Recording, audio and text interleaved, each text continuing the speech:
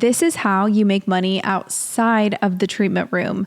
This month alone, we've made over $12,000 in brand deals, which is huge. And before we jump into this topic, make sure you like, comment, and subscribe below. We're so glad that you're here. So let's jump into it. I made $12,000. A little more in brand deals alone. That's huge. Yeah, this month has been this is probably the biggest month we've ever done in brand deals. It is early in the month still, but everything is scheduled for this month. The checks will be coming through all the way till the end of this month. So that's why we're hitting that number. So we've done brand deals for the past year or so now, but this will be the biggest standalone month we've ever had in brand deals that are confirmed, contracts signed, content coming out, everything coming through, which is insane for us. I hope nobody thinks this is like a regular thing and like we're not talking about it like it's lightly. This will be a month that we're making the same amount of brand deals that we average making with you in person. Mm-hmm. And on average in person, you've been working 3 to 4 days a week, sometimes more, but not, full days, but on average around there. So this will be the first month we've made that same amount or a little bit more on average, but being at home, which is absolutely insane. And this is a topic that you've been wanting to talk about for a while, is estheticians being... And some estheticians, it's completely fine. And I think that we shouldn't speak on like everybody should do exactly what we do because it's not for everybody. I mean, we have a system that works well for us. You like being online. You don't even necessarily need to be an influencer to do not brand deals, but you can sell digital files. Yep. You can do courses. So it's not actually about just brand deals, just about getting out of the treatment room to make money. That's our whole point is that do you want to be in the treatment room 24/7? And if you do, that's then great. Do that. Yes. And that's okay. So this isn't for everybody. Yeah. And I think for us, because we have a family, and I'm sure that it's not the same for everybody, even if you do have a family, but we genuinely just enjoy going on trips, things like that. So yeah, we like to travel a lot. Victoria is what I call a clinger. She likes to spend a lot of time with me, which I do not complain about. We spend a lot of our time together. Are you a clinger though? I mean, no, I don't have to be. It doesn't matter if I am because you're such a clinger. It doesn't give me an option to be or not to be a clinger. I'm just going to stop being a clinger, so then we'll see if you're a clinger. Yeah, well, you won't do that. But so I think for everybody it works differently. And I think for some people, even for moms and for people with kids, it's good for them to have a place to get out of the house a few times a week and make some money and have their own identity and really be able to pour into other human beings, which I believe is absolutely amazing. But for a lot of people who struggle and go, I don't want to keep doing this. I'm working 12-hour days. I'm chasing making more and more money. It's exhausting no matter how much you love what you do. Yeah, and I think that I don't know if everyone realizes that there's other options outside of the treatment room to make money. We didn't know. I mean, from personal experience, when we first opened the business, it was solely how can we get enough sales to get me fully booked. And as we started growing in our practice and I did start getting more bookings, we realized that there is opportunity to make money outside of the treatment room. And I love what I do and I never want that to be compromised. So that's why I am starting to lean back a little bit and just pour into my clients that are great clients and it fulfills what I do in the treatment room. Yeah, it just doesn't keep you locked in. And we first opened the business. People who value you as a provider. The idea was... that they'll never cancel. Yeah, the idea in the beginning was like, let's get Victoria 5 days a week and we can make $250,000 a year. And then very quickly you realized, and then I also realized, especially after our second kid being home, I don't want to be home alone. And then you also don't want to be away that often from the kids. So we realized, and this is another thing, almost a side topic of like what success is in your business and what your long-term goals are. I mean, for us, we stopped maybe 6-8 months ago putting a number on like what success was for us, where we were like, okay, we hit $100,000 a year. Next year, we need to hit $250,000 a year. and very quickly realized that like that wasn't that important for us. But what was important for us is like our lifestyle and what we want to live, and we want to be home, or you want to be home with the family as much as possible. You love treating your clients and you don't want to take that away, but you'd rather majority of your time being home and making memories at home and spending time with the family, and helping me, which I desperately need sometimes. And I think at home. everybody's situation is different. Again, I think that this is our personal experience as far as what we realized worked for us personally. So just think about your own life and what you see yourself wanting to be even a year from now. So look at yourself, say, is this what I want to be doing 24/7? You could say yes. And then in a year, you could completely change your mind, and that's okay. So I think it's really easy to get burnt out in this industry specifically because we're so emotionally attached to people. I mean, there's a lot of emotional aspect. There's a lot of hands-on, obviously. So I do think there is a certain point where you will get exhausted and it will almost feel like a 9-to-5 in my opinion. So you just never want to lose your passion. And I think that's why it's good to think outside the box, whatever that means for you. So let's talk about what outside the box actually looks like. So we'll talk about a few things that we can think of. And it's going to take time to get there. Yeah, it's not an overnight outside the box and you're outside the treatment room. But a few things are the most difficult one would probably be brand deals. But let's talk about it. An easier one would be business, some consulting for younger people that are in your niche. So if you're a massage therapist, if you're a brow expert, if you're a waxer or an esthetician, and you can't do this when you're in your first year, in my opinion, I think you got to have some season in you to be able to build trust. I think you're still learning and growing. So how are you going to teach other people? Exactly. But if you're a couple of years in and you've done your time, I would think about some consulting is a really easy one because you can set up a Zoom call with people and explain all the stuff you've been through, which there's a ton of value in. From consulting, you can go into a course, which a course...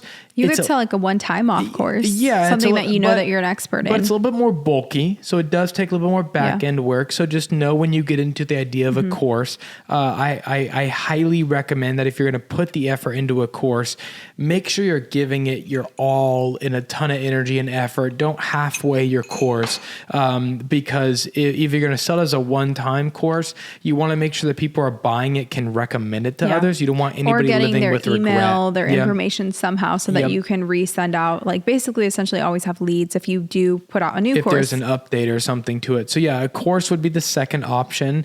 There's also trainings that I've seen a lot of people do, which we've never actually got into that route. Maybe one day we will. But like a shadowing / training, if you've been around for a while and you have an established clientele and you have techniques that you can show, maybe and not just do an online course thing, but actually have people come in person and injectors do this a lot, and injectors make crazy money. Like they're charging $5,000 to $10,000 for a 1 to 2 day course, and all they're doing is they're bringing in their clients that are already coming in anyway, maybe giving them a discount, and then charge. So they're double dipping.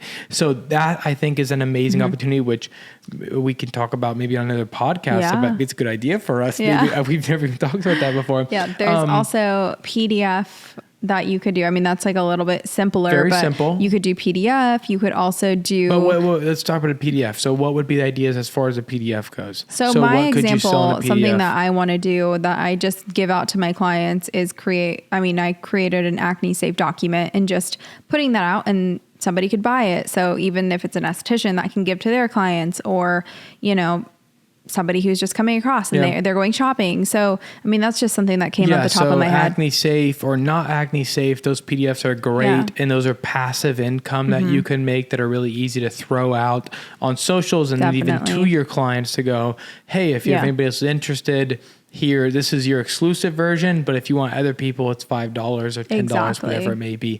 So that's another great one-time. And then if you want to go real crazy, you could do a product. I mean, that's obviously going to take more time, more energy. When I mean product, I would probably suggest like a facial tool, some type of product that that estheticians will buy if they come across your page. So not just like your brand, not like a random product that you enjoy, but something that you know will be universal to your industry. So, so it could be things like face towels. That could be fan brushes. I mean, it's a little oversaturated now, but if people love you, they're going to support you. Yeah. I mean, it's something cool that if that's your brand, even if you're small, I mean, if you can make it your brand and make it your thing, people will reach out. I mean, there's plenty of stuff now that people ask us for, like, what are you using? And we're just using other people's random things. I just send them to my Amazon storefront. Yeah. I mean, that we could have made ourselves. And that's just, I mean, we have other endeavors we're going on, but there's a market for it. People are looking for those things. So obviously we made a huge announcement as far as brand deals go. That is something that we found in our industry and our personal experience is I've been able to step outside of the treatment room from taking on brand deals. And that's obviously you do have to know social media to a sense and grow your account. But if you grow your account and you want to take the time to understand Instagram or whatever, TikTok, whatever, you can make a significant amount of money outside of the treatment room so that you don't even, I think the biggest thing for me is stressing that I have enough clients or people. I think a constant stress is, when you own your own business, people cancel, people reschedule, things happen that are inevitable. So having income outside of the treatment room for me gives me such a good peace of mind to where if somebody cancels or reschedules, I'm not stressing because I'm like, I was counting them in my monthly income, prediction. And then to be honest, as far as the brand deals go, and this is what's going to be different for everybody, is that when we started growing the social media, the idea was brand deals. So for you, if the idea is not brand deals, then don't chase down that road. If it's going to be products or a PDF or trainings or consults, then chase down that road because you don't need a high following. Followers will come, but for us specifically, we started creating content that was gaining a ton of traction. It was getting reach. We enjoyed it. We enjoyed creating the content together. You enjoy crafting and learning from our mistakes from content. So we realized early on, okay, brand deals can be an option for us, and that works well for us because, to be honest, trainings are not your thing right now in our season. It's not something that just seems overwhelming right now for me. And maybe you're not that good at. Not to be mean to you on the podcast of like you're not good at trainings, but maybe it's not a strong suit of yours in your life right now, or maybe you're not like, I want to do trainings. I feel like it is the season of life that you're in because I do 100% believe that I could give a good training, but I just don't want to right now.